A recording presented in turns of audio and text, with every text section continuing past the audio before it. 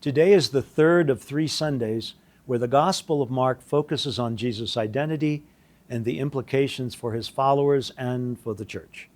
Our focus today is all about the freedom of the Spirit to work in the church.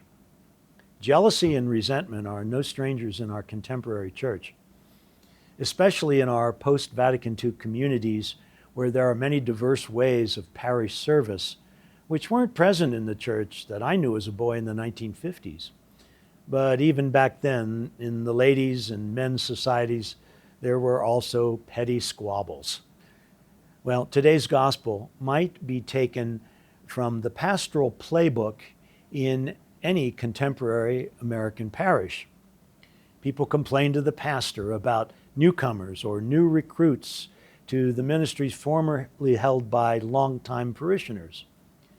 Now, in the gospel, John informs Jesus about someone driving out demons in your name, and we tried to prevent him because he does not follow us.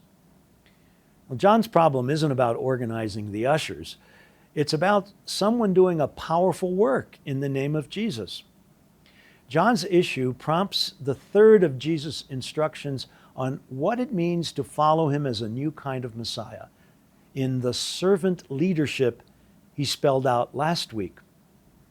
There is no one who performs a mighty deed in my name who can at the same time speak ill of me, for whoever is not against us is for us.